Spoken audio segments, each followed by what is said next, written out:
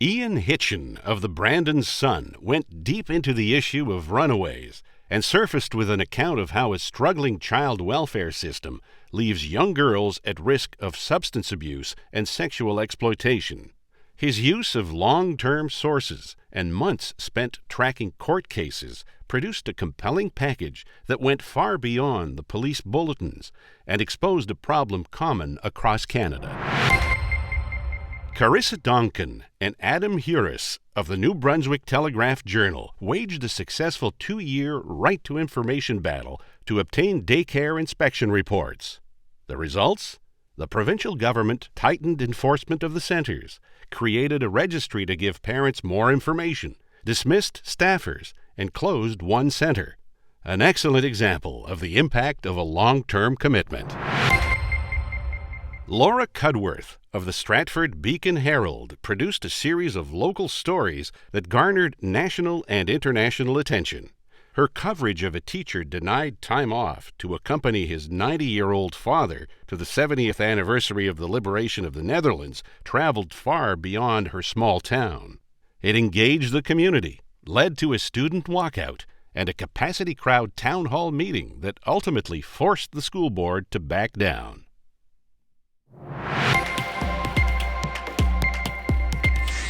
The winners are Carissa Donkin and Adam Harris of the Telegraph-Journal.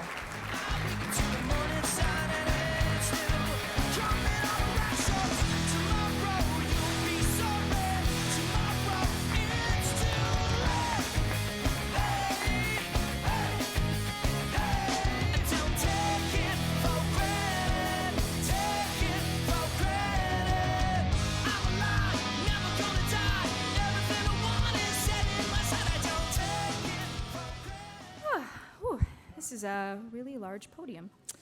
In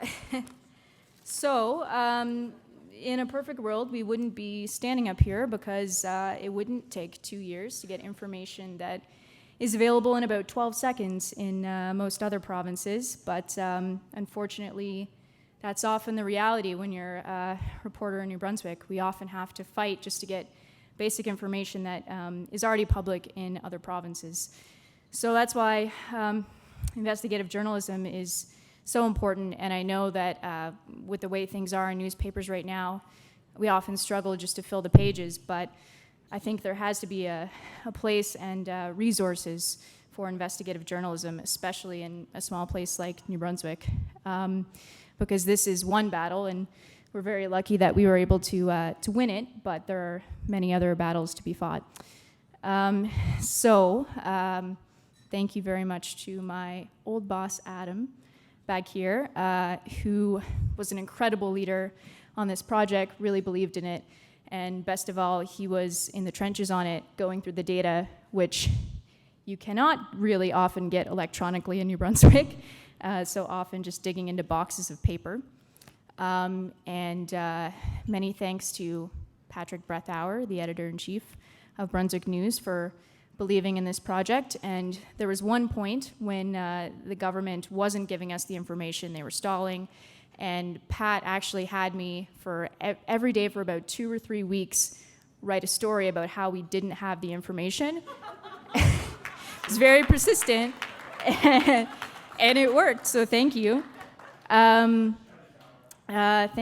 to him for believing in this project. And one more special shout out that I have to make to my grandmother, Nana Donkin, who's not here tonight. She's 78, and she's always been a big inspiration to me. She grew up poor. She has a middle school education, but she was a bit of a civic activist in our neighborhood back in St. John and always taught me to stick up for the little guy. And she's actually in the fight of her life right now. She's got lung cancer. So I am dedicating this one to her.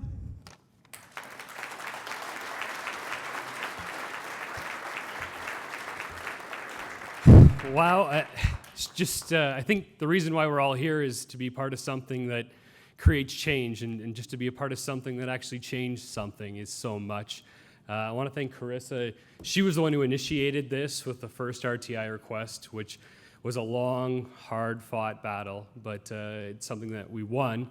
I also want to congratulate the other nominees in this category from the Brandon Sun and the Stratford Beacon Herald. My dad's from Stratford, Ontario, and I had family that was informed of my nomination first by that newspaper, so they beat me there. Thanks. I want to thank Brunswick News, the Telegraph Journal, specifically EIC Pat Brethauer and editor Greg Boyd, who stood behind this work. They're two former Globe guys now kicking ass and taking names in Atlantic Canada.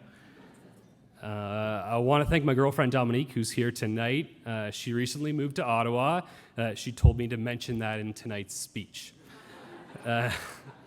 We all know that behind every journalist, there are a bunch of people who put up with us. She puts up with me. I love her for that. Yeah, let's clap for that. Yeah, sure. Finally, I want to thank my parents, Bill and Jennifer Harris. They said I could do anything, and they did everything to support me in that adventure. It's an honor to be here with you tonight. Thanks for this.